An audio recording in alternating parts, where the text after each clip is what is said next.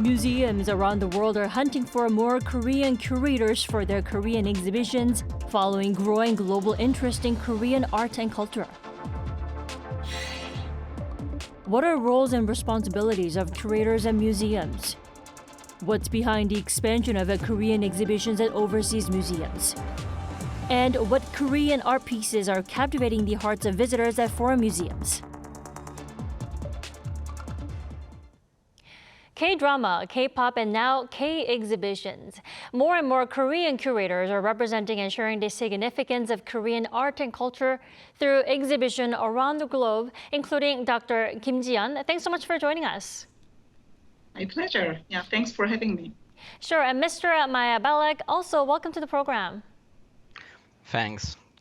All right, Dr. Ji-yeon, I want to start with you. The Peabody Essex Museum is the first American institution to have displayed Korean art pieces. Now, I hear the place holds more folk items and old daily necessity type objects than local museums here in Korea do. Is that so? What kind of items? Yeah, sure. The Peabody Essex Museum was a pioneer in the U.S. for collecting and displaying Korean art. That is thanks largely to Edward Sylvester Morse, one of the museum's early directors. Morse initiated the Korean collection in 1884 by coordinating with Paul Georg von Willendorf. He was a German diplomat in Korea back then. The items collected by Edward Morse was very diverse, and it really focused on everyday objects used by all groups of Koreans. We have everything from tools and utensils and diningware and textile. Through these objects, we can closely look into the lives of Koreans and also the market that sold these items.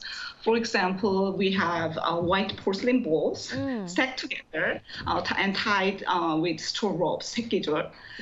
They most likely reflect how they were actually sold in markets and transported as well. Another significant object is a large flag from Jeoppojeon.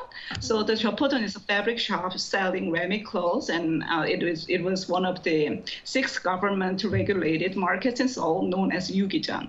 The flag is extremely well preserved. And lastly, I want to also talk about these items related to Yugil-jun. So probably, Dami, you probably heard of Yugil-jun. He's a very important historical figure. Definitely. And he was a prominent Korean reformist politician and thinker from the late Joseon period. And Yugil-jun came to the U.S. as a young member of the Korean delegation and spent about a year here to study. So it is none other than Director Morse, actually, who was his mentor and even a father figure to him. So for this reason, the museum have various items donated by Yugil-jun himself, including his clothing, hats, and personal items like fans, pouches, and even bamboo sweat protectors that he wore underneath his summer jackets. Yeah. I'm glad to hear those items are in good hands and also in good conditions. Yeah. Dr. Kim, I hear the Peabody Essex Museum is also expanding the Korean section at the museum. Now, briefly, what's behind the upgrade? Yeah, so the museum's first Korean gallery was inaugurated in 2003, but it had to be closed during the expansion of the museum building. Although there were plans to reopen the Korean gallery, there were various factors, including the pandemic, that really slowed it down. It was the engagement from the Korean community in the greater Boston area that really helped speed things up. So last year in 2022, the museum's director met with the Consul General of Boston and also the Korean community leaders here. Then the conversation really opened. So after that, thanks to the advice from the Korea Foundation and also the generous support from the National Museum of Korea, so the museum was finally able to relaunch this project of reopening Korean Gallery. So the gallery will reopen in 2025 in a more expensive space. Definitely, that's one of the reasons why you are in Salem there now. Yeah, that's why I'm here. Right. Now, Mael, you are the curator in charge of Korean and Chinese art at the renowned Cernuschi Museum in France. Now, what Korean pieces does the museum hold currently? we don't have a very large collection of Korean pieces. The reason for that is that the core of the collection was gathered between 1871 and 1873 by the founder of the museum during a trip to Asia, which means that it was gathered before the Kongwa Treaty with Japan, at a time when Korea was not open to foreigners, in fact. So he didn't go there, and he did buy a few ancient pieces, Korean pieces, but he bought them either in Japan or in China. And we received a few gifts afterwards. So we have a Koryo bell, for example. We have some Koryo celadons, some porcelain from the Joseon period, but we don't have that many pieces. What we do have is mainly modern and contemporary Korean art, in fact, which we started gathering in the 1980s. And we have a collection which is focused mainly on the artists who spent some time in France, either who just spent a few years there or who spent their whole life in France after they immigrated. Right, in line of those modern and contemporary art pieces, the so-called Korean wave has been sweeping the world and directing global attention and interest toward Korea. Now, Mael, would you say there is growing interest in Korean pieces at your museum? Oh, yes, there is. I'm not sure the Korean wave is the only reason for this growing interest, but it does play a role. Indeed, we often meet people who are both interested in Korean art and in Korean K-pop. And the fact that some very famous Korean singers collect artworks that they that they are interested in contemporary art is an incentive for younger people to get interested in this kind of things. But that's not the only thing. That's not the only incentive, in fact. I think one of the other reasons, and maybe the most important reason, is that Korean art, the Korean contemporary art, the art which was developed in the 60s and 70s, which is known today in Western countries as the Dangsekwa, is a kind of art which suits Western needs, which suits the needs of people who want to find an art which they deem more spiritual and which they deem more, in a way, interested in ecology, which an art in which the artists, the painters, are interested in how they can deal with raw materials and natural materials. And this, for me, explains for a huge part the growing interest in Korean art. And there's also the market. The market fares relatively well, and of course, it's also an incentive for people to get interested in Korean art. Right, and not just K-wave or Korean wave, but also easier and more affordable access to those Korean art pieces. Now, I have to get back to you, Dr. Kim. You present the Korean section at your institute, and this is the first time that the Peabody Essex Museum has hired a Korean. How do you feel about it? Yeah, I believe I'm the first Korean curator at the museum to focus solely on Korean art. Yeah, so I think museum has hired other Koreans in other roles. My predecessor, Dr. Soo Bin, handled both Korean and South Asian art, and she was the one who opened actually the first Korean gallery back in 2003. Many people here have good memories of that first gallery, and then they were eager to see it return. So yeah, definitely I see a lot of excitement and support from all my colleagues. I'm sure that the new gallery will be a collaborative work that everyone at the museum will participate in. That is indeed exciting. Now, Mael, I'm sure your expertise and your knowledge of Korean culture and art will serve you well in your position as well. But how important is the role of a Korean curator at an overseas museum like Dr. Kim Ji-yeon is in charge of? Now, what do we need? Why do we need Korean curators? What do you think? I'm not sure the question is a good question, at least put in this way. What you need when you're a curator in a place is to know a foreign culture. Either it can be foreign either because it comes from a faraway country or from a faraway time. And you have to know your audience, because what your role is to mediate this foreign culture to your audience. And this audience is most often the people living in the neighborhood or in the city. So you can either hire someone who comes from this foreign culture and who knows this foreign culture very well, but you would need this person to be trained locally so that she knows the audience too. Or you can hire someone who is coming from your own culture, but who has dedicated a lot of time learning this foreign culture. And both processes seems to me quite good. But of course, if you take someone like me, I probably don't know Korean art and Korean history as good as well as Dr. Kim. But if you take a Korean curator and you bring him to France, he might not know the French audience as well as I do. Right. So it's a kind of balance that you have to find. And if I must speak the truth, the truth is that I'm coming from Chinese studies. I don't come from, I'm not, my background is not Korean studies. I started working a lot on Korean art when I arrived in the museum. And the reason for that is that the collection, as I've told you, is small at the beginning.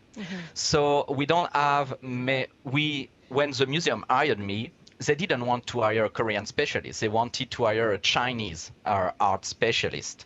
And we needed someone who took care of Korea, and I volunteered in a way.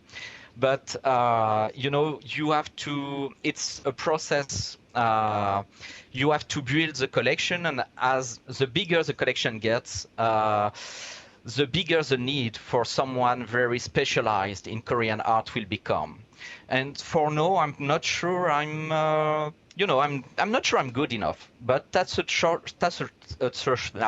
short-term problem, because what's changed between the moment I started my career 13 years ago and today is that today we have hundreds of students learning Korean. Most of them want to do something in business or in show business, but some of them are starting to study literature, to study history, to study art.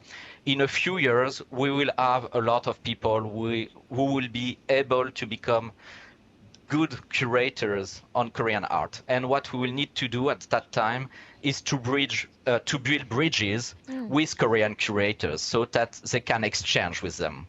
Right. Well, you are a well-educated expert to me after all that 13 years.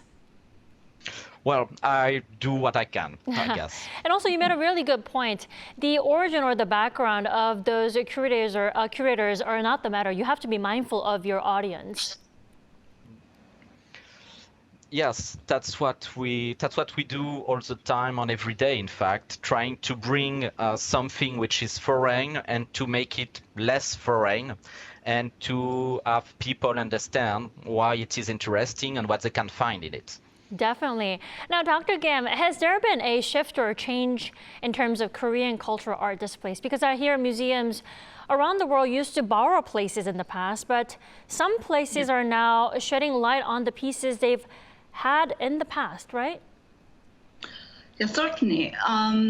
Past exhibitions of Korean art, not just borrowing things from Korea, they primarily displayed treasures like they or masterpieces. These approaches likely reflect the perspectives of Korean institutions to highlight Korea's rich history and its best works, like masterpieces. However, there's been a recent shift over the museum field actually toward a more focused and theme-based exhibition. So you're right, highlighting the uniqueness of each museum's collection is certainly the new direction. There's also growing interest in the backstory of Korean collections outside of Korea. For instance, the stories of early donors who were diplomats or missionaries in Korea, and the historical and cultural context and background in which these objects came to those museums. So these type of topics are becoming more and more relevant and also appealing. That's nice. And Mael, I have to ask you, what kind of Korean pieces are actually popular among visitors and friends over there? I wouldn't really be able to answer this question on a global scale, because I can only tell you what is popular among the things we show. Sure. We had a very huge success lately with the Kim Chong-yeol exhibition, which attracted as many people. It was a very small show, around a little more than 20 pieces, but he attracted as many people as the biggest exhibitions we can do, and that people obviously like this kind of meditative painting and contemporary painting. They have no difficulty kind of understanding it, or at least feeling something about it. We also, for the same reasons, we had quite a success when we did the Bangyeja show in 2019, or the Iungno show in 2017. But this case is a little different because Iungno had hundreds of pupils in France, so there were a lot of people who remembered him and who wanted to pay homage to their previous master. So painting, abstract painting is quite easy to show, in fact. We're showing right now contemporary ceramics by a man called Kim Jong-ok Baeksan, who is intangible cultural heritage, was the title of intangible cultural heritage. And this is a little more difficult to introduce to the audience because it's both contemporary art and it's both rooted very deeply in Choson art. So this we try to emphasize the technique and the perfection of the technique, which is our way to try to attract our audience, and it works quite well. But you know, it's not as easy as when you show a Dansekwa painter. Definitely. It's interesting that you pointed out abstract paintings are easier to, I guess, enjoy, because when you hear the word abstract, it sounds really abstract and complicated. Yeah, but you know, of course, it is abstract and complicated, but when you're looking at a work made in a foreign culture, what could be more difficult even is if this painting or this work of art is written with a lot of signs which are very specifically Korean, and people would not understand these signs. Right. When you have something which is abstract, they don't have to wonder what this means. They just have to wonder if they like it. That's true. Of course, we try to explain, but... Right, definitely. Dr. Kim, I hear you're organizing a special exhibition on Korean cultural properties at the moment. Could you tell us more about it? Yeah, so I'm planning an exhibition that is more like, you call it, long-term like installation, so it will stay for a while. So the exhibition that I'm planning right now echoes the emerging trend that I just mentioned. Although this is a Korean gallery, I want to just, move beyond saying that this is Korea. These are like Korean masterpieces that you should know.